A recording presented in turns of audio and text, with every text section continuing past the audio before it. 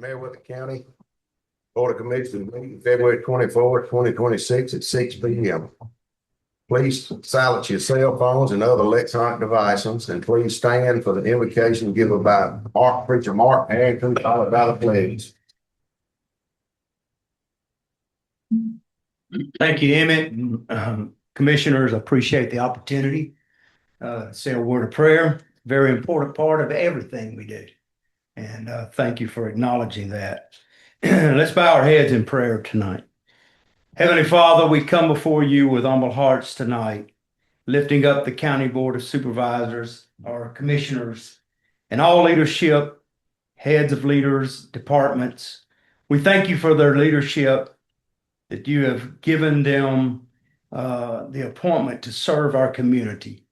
And we ask for your divine wisdom, your guidance, your discernment, as they make crucial decisions that affect every person in our community. Grant them clarity in their deliberations, integrity in their actions, and compassion for those they serve. May they seek and promote unity and work diligently to improve the lives of all the residents of this county. Bless their efforts with patience, with humility, and a spirit of cooperation. Protect them from division and discord, and inspire them to lead with fairness and with a servant's heart. We trust in your sovereignty over our community and pray that your will would be done as they put their minds and their wisdom together for the best effort of this community. May all they do bring honor to your name and foster peace and prosperity among every person in Meriwether County. In Jesus' name we pray. Amen. Amen. I pledge allegiance to the flag of the United States of America and to the republic for which it stands, one nation, under God, indivisible, with liberty and justice for all.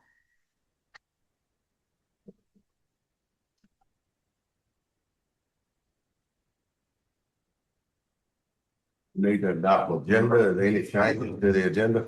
No, sir, Mr. Chairman. Make a motion, we adopt the agenda. Second. All in favor? Any presentations? No, sir. Finance report, Ms. Tammy Lackey. Yes, sir. Commissioners, on the first page are the bank balances as of this afternoon. We should receive the loss, and T-SPLOS distributions for February at the end of this week. On the second page, the SPLOS balance is a negative 248,000, but you will see at the bottom, I have listed the phase one of the courthouse. We've made the first payment to River City, and it includes the two change orders, so you can see the detail that makes that balance. The T-SPLOS balance is 973,000. And that's it. It is. Yes, sir. Any questions? Mr. Chair, I'd like to add one thing. The 2026 SPLOS allocations should be in on this upcoming February. That was the one that was just passed in November. So you will see 2026 SPLOS, not 2020 on the next report. Any department heads? Yes, sir.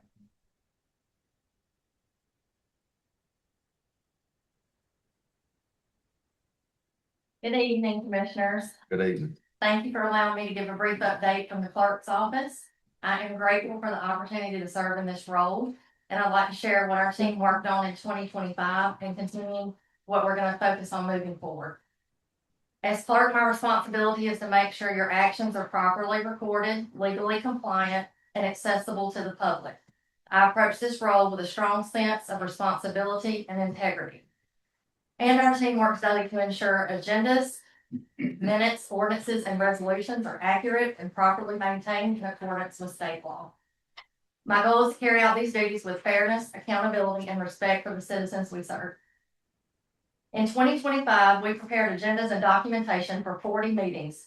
That includes the regular meetings, the work sessions, and the special call meetings.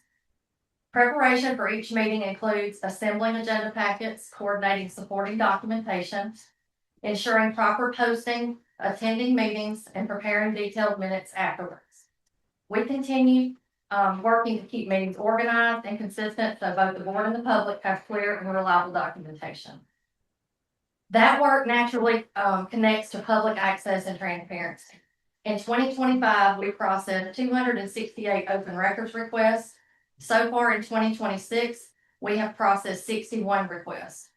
Each request requires logging, coordination with departments, document reviews, timely response, and proper record retention.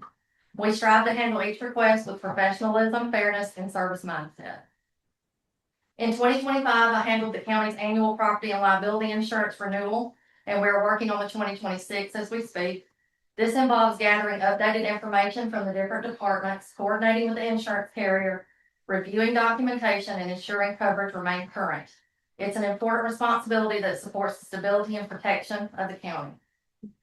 Beyond required clerk duties, our team also assisted with special projects and research. We helped compile and organize road lists. We worked with departments on documentation and follow-up items. We attended additional meetings when support was needed. We prepared agendas and documentation for the Lake Meriwether Advisory Board, the Recreation Advisory Board, and the Airport Authority. We try to remain flexible and supportive wherever we can to help county operations move forward and smooth and responsibly. In January, the board appointed Ms. Haley Palmer as our deputy clerk, and she has been a strong addition to our team. She has taken initiative in learning our record system. She assists with agenda preparation, helps coordinate open records requests, and supporting the daily operations of the office. She has been very dependable and willing to step in whenever needed. We also hired a part-time administrative assistant, Ms. Aniston Jones, which this is to help us divide responsibility efficiently while remaining mindful of taxpayer dollars. She's part-time. Together, our team works to serve the board and this county with diligence and respect. And as we continue to move forward through 2026, we want to keep improving the organization and efficiency of the office. One important improvement that I would like to explore adding is the invoicing feature to our open record system. That would allow citizens to pay securely online. It improves the tracking of the open records. It reduces manual processing time. And it also makes the process easier for everyone involved. It's just simply about improving the service and being good stewards of the responsibilities entrusted to us. In closing, I am very pleased with the progress our team has made this year and the steady support that we have been able to provide to the board and to the citizens of Meriwether County. I take this role seriously and I approach it with gratitude and a strong sense of duty.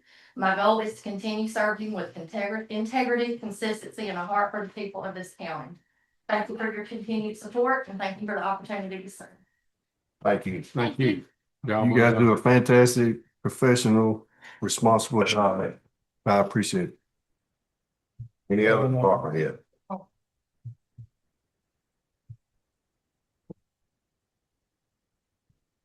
Commissioners, you have heard over the past few meetings, our department heads presentations about 2025. I'm here to give my report to the commissioners and most importantly to the citizens of Meriwether County. The county has begun transitioning into commercial handheld radios and rebuilding our radio infrastructure for the sheriff's office, E911, and the fire department. This project is being funded through LGIP interest income earned on our fund balance reserves, allowing us to complete these critical public safety upgrades without placing any additional burden on our taxpayers. This year, we utilized LMIG funds to resurface roads throughout the county and 2024 LRA funds to repair culverts and bridges, enhancing the safety and reliability of our infrastructure. We will assign projects for the 2025 LRA funds during the March 9th meeting. Through SPLOS, the special local option sales tax, a 1 cent sales tax, and T-SPLOS, transportation special local option sales tax, an additional 1 sales tax, totaling 2 cents generated by everyone who shops in Meriwether County. We have continued to reinvest directly into the community. With SPLOS funds, we remounted an ambulance box into a new chassis, purchased and outfitted new sheriff office vehicles, acquired public works trucks, added a recreation concession trailer, and completed multiple building renovations. The largest share of SPLOS funding supports building improvements. This includes the initial phases of the courthouse renovation project, addressing the roof and third floor courtroom, as well as working toward exterior restoration and upgrades to the first, second, and third floor HVAC systems and interior renovations. T-SPLOS funds are dedicated exclusively to roads and equipment. Using these funds, we have placed gravel on numerous dirt roads, widened Alberton Road and Judson Bullock Road, started lease equipment to launch an in-house paving program scheduled to begin in 2026, that will cover 8.98 miles. We have also purchased essential road equipment, including a mini excavator, dump truck, and flatbed pickup to support our paving operations.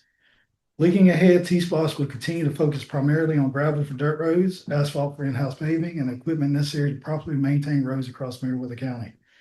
It has been an honor and a privilege to work alongside the commissioners of Meriwether County to initiate and complete these projects.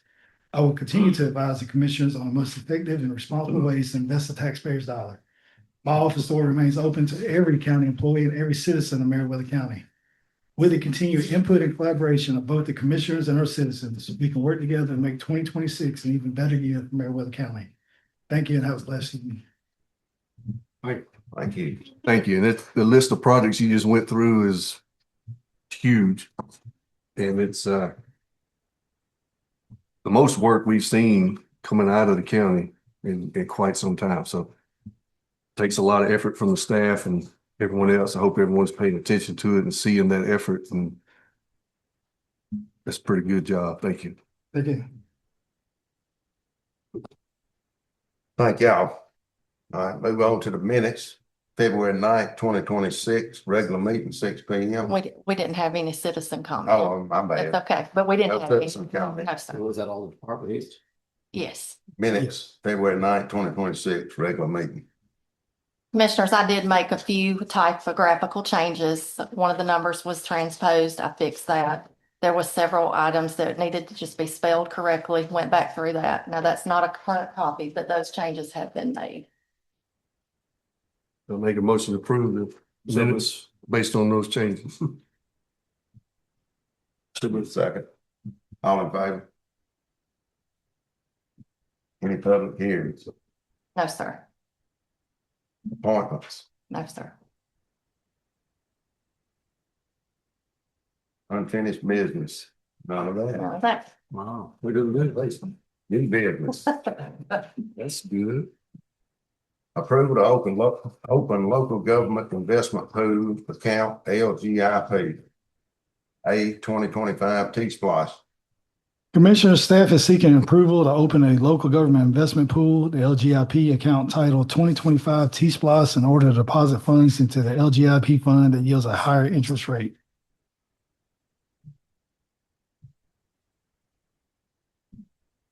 The same as what we've been doing with previous accounts, correct? Correct. This is just the new 2025 T-Splosh. The resolution is later in the agenda.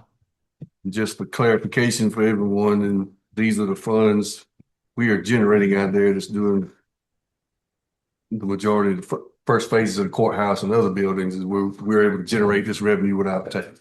Yes. It's the additional income interest earned. T-Splosh isn't, but the The Splosh Splosh is. is, yes. It's coming next. Oh, I got ahead of that one. Okay, good. I'll make a motion, we approve it. Second. All in favor? Item B 2026 Splosh. Commissioner staff is seeking approval to open a local government investment pool, LGIP account titled 2026 Splosh, in order to deposit these funds into the LGIP fund that yields a higher interest rate. I'll make a motion to approve. All in favor? Item 2, approval to update resolution for local government investment pool account, LGIP, A general account. Commissioners, this is done every year with the change of signers. Staff is requesting approval to update the resolution to reflect the current authorized check signers for 2026 on the LGIP account titled General Account, which is the landfill LGIP account. The updated resolution will include the current account number and the revised list of authorized signers. This resolution must be signed by the chairman, and identification will need to be verified by LGIP. Staff recommends approval of the updated resolution for LGIP account, authorization for the chairman to execute the resolution. What you see behind all these documents are just a generic resolution. I've not inputted all the information yet. I'll make a motion to approve. Second. All in favor? Item B, general fund.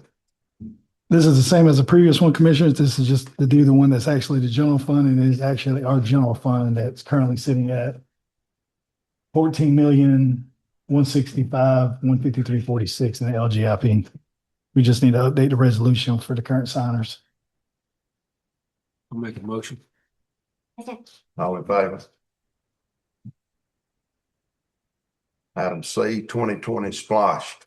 Commissioners, this is for the 2020 SPOS. It is titled actually 20202 SPOS with the state of Georgia. There's no way of correcting that without closing and reopening, so we're leaving the count as it is. This is the same thing, just updating the resolution with the current check signers of 2026. I'll make a motion for item C, 2020 plus. Second. All in favor? D, General Fund Projects. Commissioners, this is the last one for update resolution for 2026 signers. This is for the general projects, LGIP. This was used to be the ARPA money that currently sits at 3,763,281.53 in the LGIP account. I'll make a motion to approve. All in favor? Number 3, approval to sign new resolution for local government investment pool account, LGIP, A 2025 T-Splosh. Commissioners, we will need to sign a brand new resolution with the same check signers as 2026, titled 2025 T-Splosh. I'll make a motion to approve. I'll second. All in favor? Item B, 2026 Splosh. This is the same as the previous one, just that this one will be titled 2026 SPLOS, and that is misspelled in the issue paper. It should be SPLOST, not SOT. I'll make a motion on this. So All in favor? we're gonna correct the spelling. Well, take Yeah. care. Item B, 2026 Splosh. That's what we just did, right? We just did that. Oh, well. Yeah. So if you don't mind, this is for everyone's list. This is something we started 2 years ago. It was in place before I started, but it's been really hit heavy since I came on board in August of 23. We took the taxpayer funds or even SPLOS dollars or T-SPLOS dollars, put them in the high interest LGIP account that's managed through the state, and we're getting a very good return on it. As you can see on the bank balance of 250,000 investment in there is bringing $800. Close to $1 million is bringing about 3,000. 3 million is bringing $11,000 of interest, where a bank account would give you maybe $1,000. I just want to make sure everybody had clarity to what we were doing with all that. It went pretty fast. So it's a state funded opportunity for us to invest like you can as an individual and get a return on the money that we sit on. And in 2025, forgive me, I have the hiccups, so I have to pause.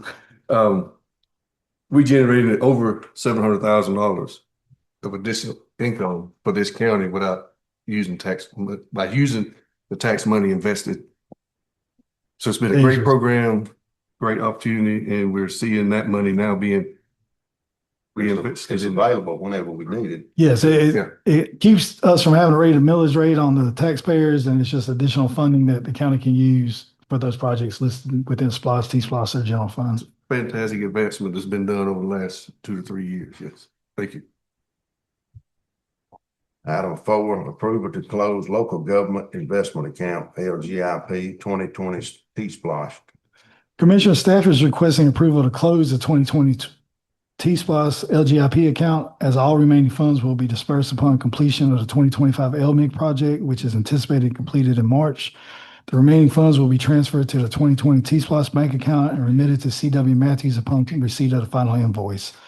Staff recommends transferring the remaining funds to the 2020 T-SPLOS bank account at F&M Bank and closing the 2020 T-SPLOS LGIP account. If any documentation is required to finalize the closure of this account, staff requests authorization for the chairman to execute the necessary documents. I've never closed one, so I'm not sure what all that entails. So I just want to put that in there for the board to consider to allow the chair to sign any related documents to close that account. I'll make a motion to approve. All in favor? Item 5, budget amendment for in-house paving director, Tammy Lackey. Commissioners, this is a request to reallocate funds in the amount of $1,088,903 for in-house paving. The current budget in Fund 541 site improvements is $1,530,101. reallocating the $1,088,903 would leave a budget balance of $441,198 in site improvements. This amount is available from Fund 541 site improvements and would be transferred to the Fund 541 site improvements repaving account. Staff recommends approval of this budget amendment to properly allocate the in-house paving expenditures for accounting purposes. This would require the chairman and finance director's signature. The accounting debit and credit follows, and it just has your signature. And this is to allow for the work we already approved for in-house paving. Correct. It was budgeted, it's just moving it into the right accounts. For Yes, sir. financial purposes. So I'll make a motion to approve it. Second. All in favor? Consideration of resolution establishing a temporary moratorium on new data center development.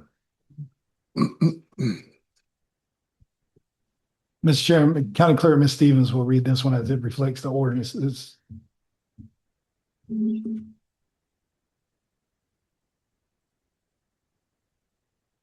Commissioners, staff requests the board consider adopting a temporary moratorium on the acceptance and approval of new data center development within the unincorporated area of Meriwether County. Data centers are currently an allowable use within the planned industrial district Appendix A zoning of the County Code of Ordinances. The purpose of the moratorium is to allow the county a limited period of time to evaluate whether the existing public infrastructure, including water supply, distribution, and fire protection capacity, is sufficient to support the demands associated with data center facilities. The moratorium will also allow the county to ensure that its service delivery strategy is current and adequately addresses the impacts of such development. Given the infrastructure requirements typically associated with data centers, staff believes additional review is appropriate prior to further approvals. The proposed moratorium would be effective February 24, 2026, and would remain in place through August 23rd, 2026, unless earlier terminated by the board. It would apply only to new applications submitted after the effective date and would not affect permits already issued or complete applications lawfully submitted prior to February 24, 2026. A draft resolution has been prepared and reviewed by legal counsel. Staff recommends approval. Are there any recommendations or requests turned in at this time? Good. So we don't have that to worry about. And if we didn't have a moratorium, somebody did go in there and get a permit tomorrow and so forth, since the permit would allow to do that, we would be obligated to supply them with whatever means they would have to have at that time, wouldn't we? Right. So it's, yeah, so we definitely need to make sure we're ready for it. Yeah. If it's, I think it's just a lot of unanswered questions Yeah. we need to know before we. what I'm saying, and I ain't saying I'm for it or against, I'm just saying I want to clear that up, because if that's the case, we don't want one coming in, then all of a sudden taxpayers are paying, for all this infrastructure for this company to come in and we didn't get prepared for it and know what we're. Okay, I'll make a motion we approve. I'll second that. All in favor?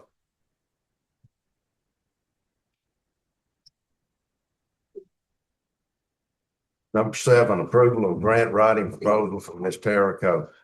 Commissioners, I ask that we table this item to the March 9th meeting. I have not heard from Ms. Tara regarding legal's revision to our contract.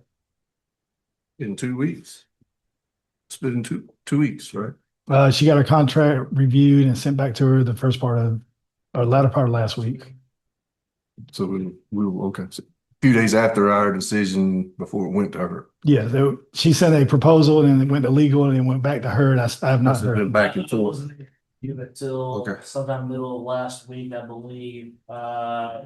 We sent back some suggested revisions, but also some clarity we need on the compensation portion.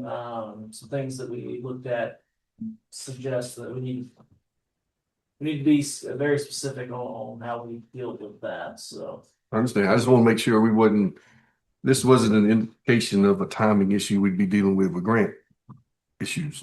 So this is just a negotiation back and forth right now. It is, and she's requested access to SAM.gov to do the grant study. So she's get access for that, but we need to work out the contract details for grant writing. I'll make a motion, we table it to March 9th, regular meeting.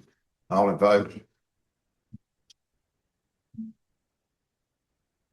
Discussion of consideration to purchase smart cop software, sheriff's office, E911 and fire department. Commissioners, the Sheriff's Office recommends that Meriwether County adopt the Smart Cop public safety platform to replace the Sheriff's Office legacy Eagle Records Management System, which has been in use for over 20 years.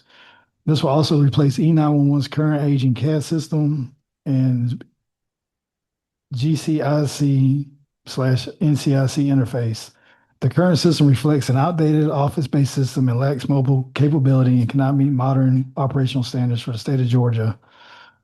And we're required to do mobile driver licenses by July 1st of 2027. And I'll let Justin is here to speak on the sheriff. He wrote the memorandum that is attached with the packet. A lot of this is just verbiage and acronyms. So Jason can probably break it down in layman terms for everybody, or Justin.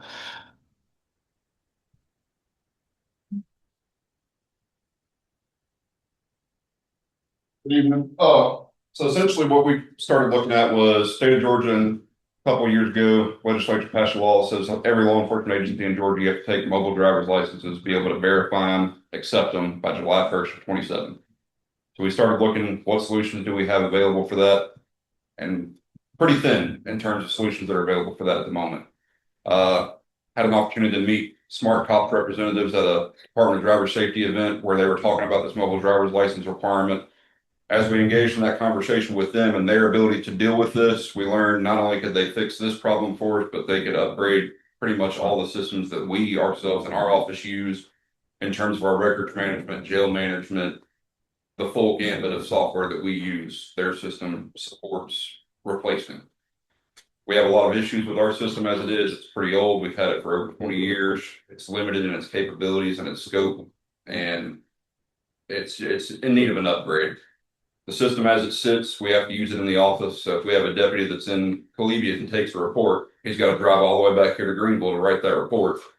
And a call comes out back in his zone in Collegiate. Well, now he's got a long ride all the way back to get to that citizen who's calling for assistance. So this enables us to not only get compliant with the state requirement, but to keep our deputies out in the field, streamline a lot of processes where we're doing a lot of double and triple entry of records, and save us a lot of money probably in the long run by eliminating that maintenance, that fuel, the time that they're spending driving back and forth across the county. We had over 1,300 incident reports last year. You guess just half of them, they came back to Greenville. You're racking up a lot of expenses in that aspect. Not only will it support our software, but it's also, they have a whole 911 system piece that I'll let Director Jones speak to, but it unifies everybody's systems in one. So instead of him having a firewall system separate from ours, they communicate. It's a single platform. One of the things that's going to bring back what we lost when we did change our radios is what we call AVL. It's a vehicle locator. Not only will this keep up real time where our cars are, but if the deputy gets out of his car and he's chasing somebody off into a field, it's going to switch to his cell phone. We're going to know in real time where he is in case he's calling for help and he's not getting out his location. We know exactly where he is down to a few meters.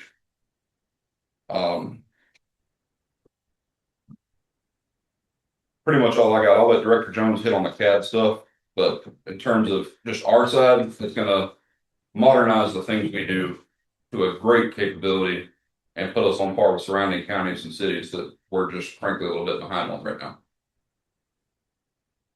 So the biggest thing that I can say about this is collaboration. What 911 does, the SO can see, the fire department can see. What they do, we can see. It allows us all to communicate with our data, and that's the biggest thing here is sharing data between the departments.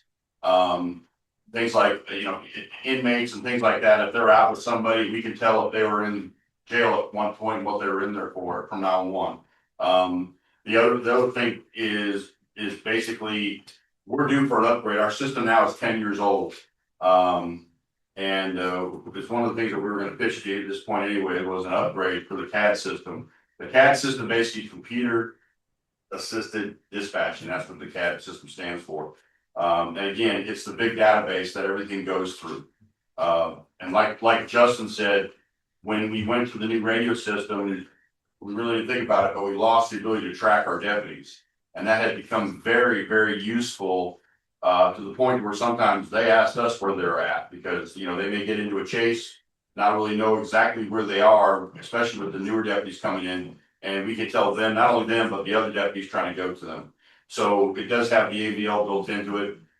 It gives us the ability down the road to do mobile CAD where they'll get all their information real time inside the vehicles. It's just the biggest thing I can say about it, the one word I would use is collaboration. It allows everybody to share data, and the actual interface. Most of my dispatchers that were able to see the demo, I said all of them actually, they liked it. It has another feature called command line, which basically once they learn these commands, they can do anything by just a couple button touches. Right now, it's all click and so forth. So, you know, in closing, I definitely support it. This is one of the things that us and the SO have been looking at for a long time. Their Eagle system, I know back when I was over IT, you know, it was out of date then. So this is basically something that's going to streamline the whole process. And like I said, the biggest thing I could say is collaboration. So like, I see, in what you were reading here, it's $1,505 more than what the proposal is showing in the packet. Is there an explanation of what that is, or a different cost or something? On the issue paper, it says one thing, but the thing that this says the other price on this page right here What in you the issue paper. the issue paper says 379,776. The quote here in the packet is 378,271. Yeah. Budget annual maintenance costs are the same. You're referring to the one that I wrote, that was before we made some changes to, I don't know who wrote this. Yeah. Yeah. This was based off your Sheriff's first office. report. yeah, my first report, the numbers were wrong because you added a position in 911. Okay, so what's in the issue paper here is correct. Yes. Okay. And then it said it will be allocated between E911 and the sheriff's office. This is already budgeted funds. Was this a request for more funds from the county? It's budgeted. 911 has resilient is roughly around $24,150. Eagle Advantage from the sheriff's office is about $25,000. Annual cost, that's general fund subscription. So that would replace that. Agent John, which is another $3,500 a year. That would eliminate that as well. None of that's adding up to 379,776. So that cost there would be expected to be funded from the board or from the budget already approved for E911 and sheriff. What Smart Cop has approved and is through government capital is a 5-year term, which will be a year in arrears. That gives us time to figure out the funding. We can use LGIP from general projects. We can use SPLOS. We can split it between the general fund for the maintenance costs and then the rest from SPLOS. So it is a request for us to fund this. It's Correct. not already in the budget. That's That's what I was asking. It's not in the budget. If I do, Okay. it's $91,000.50 a year for annual lease.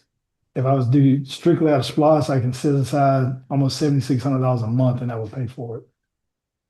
And that's just a very small fraction of our allocation. Then you were saying the annual maintenance basically will be a wash because of the things that will offset that we're currently paying. Well, actually, our annual maintenance would would lower. It would lower by like $12,000 in my head, real quick. Because currently our annual maintenance on Resilient is $24,500 plus the $3,500 we pay to E-Agent, which 28. Smart Cop does that already. Their annual maintenance is, if I'm not mistaken, I believe 16.5. Is that right, John? We're I think that's what's in the Yeah, for now. proposal. Just for 911, I don't Just for have them 911. separated out. okay. I did at one point. I separated them out just to see what we were paying. Yeah, and the proposal is for E911 and CAD annual maintenance will be $22,434 on this new agreement for Smart Cop. Look, so just to be clear, then in total, we're requesting the board approve funding $91,050 a year starting in 2027. Correct, for 5 years. Or 5 years. if we had the funds, we paid all in full and just do away with the lease altogether. But we have a year if we go through the finance company to secure the funding and pay it all in full. So five times 91,455,000. Yeah, we're paying about 73,000 in interest. Okay. If I got the funding next year, but the first payment due, I would just pay it all in full, bring it to the board and say, hey, I've secured the funding for all of it. Let's pay it all in one lump sum and be done with it. That gives us 10 months to figure out if we can or cannot. Okay. And I think it's about a 9-month onboarding. Yeah, it's about 9 to 12 months onboarding. That's about average. So- Yeah, I can say 9 to 12, we usually do it faster than. That's why we won't pay it for a year. Can't use it for a year.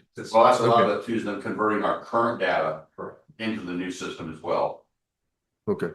That's a big job. That's big lift. Yeah. This is a Sourcewell contract. We don't have to put it out for bid, and they're limited to, I think they're the only provider right now that can do the scanning of the driver license. That will be required in 27 at a purchase price of $378 now. If you wait 6 months, you're looking at probably $500,000 to $600,000. The cost is just going to go up as more people jump on board. Well, but in the hours saved that he mentioned for deputies, basically like having an extra deputy for 6 months. Just travel time for, that's Between the crazy. fuel and the maintenance, the man hours, we're saving thousands of dollars. Yeah. And not only that, the response time is, you're able to keep that deputy in that zone because they can do the reports from the field. Those response times to those areas is, drastically reduced. And they'll have access to your dispatch, the CAD on the road as well. And it improves safety for the officers themselves. Everybody, not just officers, but citizens, even firefighters will have access to that mobile CAD, system there. The other thing I failed to mention, I apologize, but the biggest thing too here is reporting.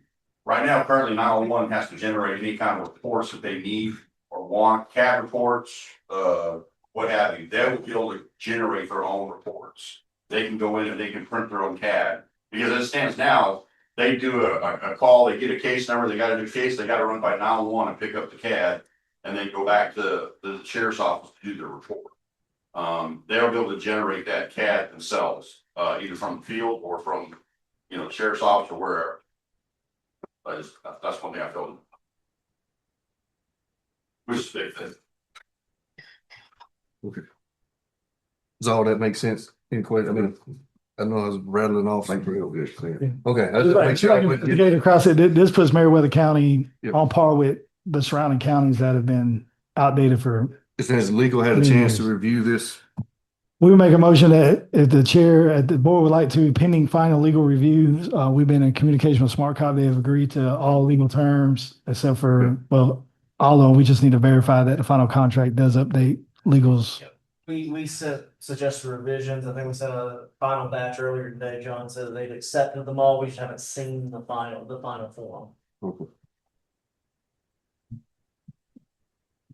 And they can have that ready in a day or two. Yeah, I should have that tomorrow afternoon, if not the following one.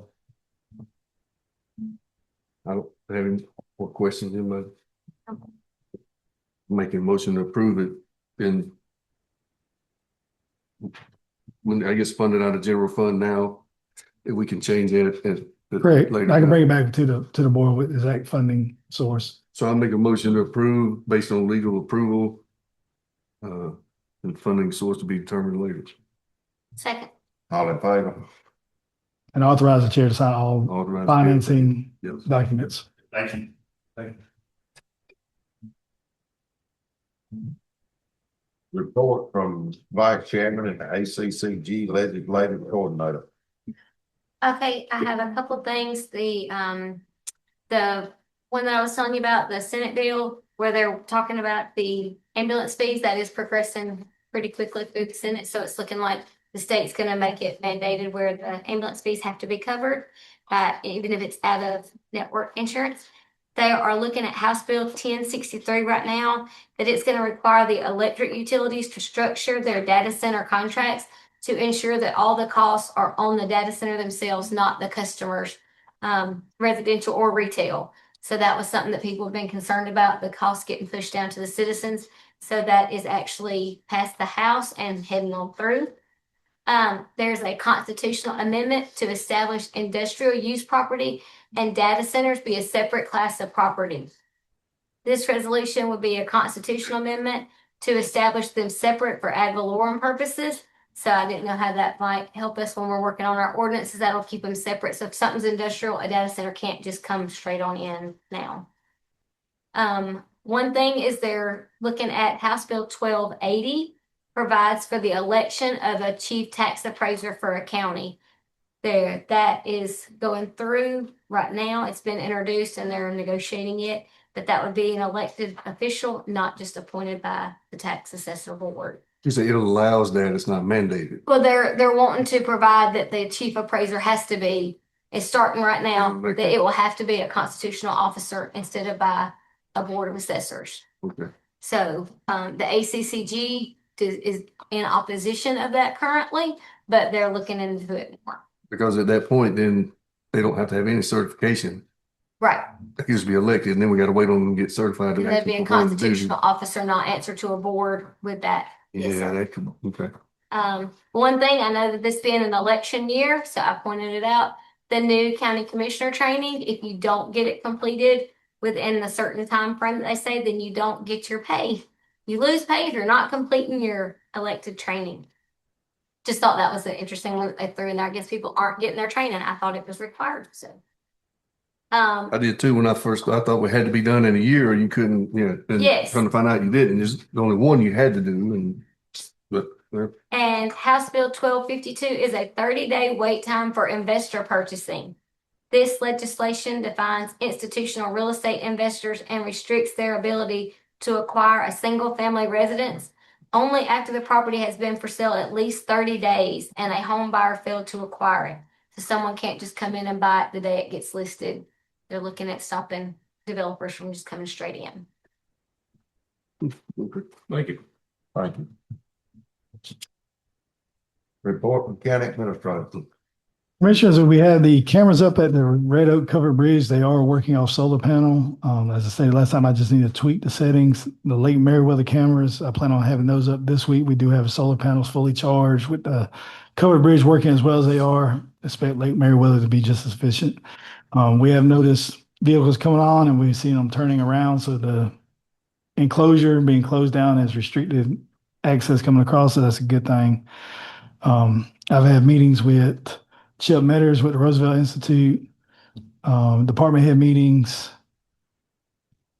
relating to the board, the progress of EMC report to the courthouse. I've been monitoring the progress at the courthouse with River City with Travis. It's been a busy week. We had interviews. We actually hired an administrative assistant, and then we are actually interviewing or fixing to be interviewing for a recreation director. And that's all I have, Mr. Chairman. County Commissioner, Commissioner Worthley. I'll try and get through it without hiccup. I really appreciate what everybody's doing. There's a lot of good work going on, so thank you everybody's hard work. That's pretty much it. It is an election year. It's very critical. Seems to be a lot of activity around that this year, which is fantastic. Usually you don't see that going on at this level. So make sure we all are communicating, what this board is, what it can and cannot do. There's a lot of confusion out there on social media of what this board is responsible for and not responsible for, or is allowing or not allowing or trying to do or not trying to do that doesn't pertain to this board. So as we campaign, if we're going to run again, and if we discuss with citizens, I make sure we communicate that clearly so that people understand what they're voting for and who they're voting for. It takes time to get all the classes, like she mentioned, you have to do to understand what you can and cannot do as you sit here and make decisions, and then to get the team to working together and to get progress. And so this board I've enjoyed working with it. Excuse me. We've got a lot of progress going. It's really getting some traction this year. So the next 3 to 5 years is going to be huge. A lot of benefit will come regardless of who the commissioners are. Groundwork's been laid, so thank you. Thank you. Vice Chairman Snelson. I just want to say I'm glad to see the things that have gotten done in the past few years, and this past year has been great. Today I was on TikTok, and there's apparently somebody who went to Lake Meriwether. They're from Atlanta, and they've made some really cute TikTok videos about how awesome Lake Meriwether is. So I will forward those if anybody wants to see those. But they went out there and went fishing, and it was great seeing outsiders come to our community and talk so nicely about how beautiful the facilities are and things like that. And I'm just proud to say I'm here and in Meriwether County. Thank you. Mr. King? Just like usual, thanks to all the staff and the public works has been getting out there. I know social media is helping us find all the potholes because everybody will sure get on there and tell you where they're at. And so it does help. I had a gentleman made a comment on there, said, well, call your commissioners. That's what we elect them for, and that's their job. And I politely explained to him, and he was agreeing with it. I said, the commissioners don't go out here and run up and down the streets and monitor the whole county with our everyday lives. It helps us when the citizens file a report or they call us, instead of sitting back and go, they're not doing anything. We got to see it. So one was complaining last night about something, and Public Works was on it today and had it fixed. So it takes to work up the community and citizens along with the commissioners. And I've had an opportunity to talk to a lot, like you was mentioning there, Commissioner Wardley. A lot of folks don't realize where our hands are tied up here sometimes, that we don't make those decisions. We don't have nothing to do with that. And so we have to explain to them that goes under another category, that goes under administrator, or that goes to the school board. We don't have a say on that kind of stuff. So it's very educational, but the more the people will learn about it, the more we can all work together as a team throughout the whole county. And I look forward to keep working and making the progress, and thank everybody for what they've done and the staff, and appreciate all your hard work. Oh, and don't forget the State of the Union address is tonight at 9:00. Thank you. I'd just like to say thank you, staff and all the workers for what they do, and thank the, like Commissioner King said, thank the people for calling and letting know where all the potholes are. And that's all I have. Thank y'all for coming. And Fulton County Attorney. I have nothing to report. We have You do. need for executive session for Litigation, personnel, and real estate. Future meetings and notices, Monday, March 9th, 2026, work session at 4 p.m. Monday, March 9th, 2026, regular meeting at 6 p.m. Tuesday, March 24th, regular meeting at 6 p.m. And Monday, April 13th, 2026, regular meeting at 6 p.m. I have a motion to go into executive session for litigation, personnel, real estate, and tax matters. So moved. Second. All in favor? 6:46. Thank you.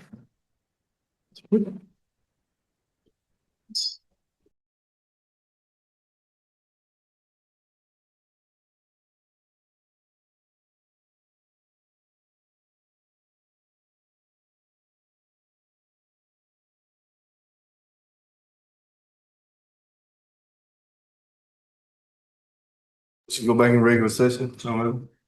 Second. All in favor? No 7:45. action was taken in executive session. Make a motion, we adjourn. Second. All in favor? No. Yeah.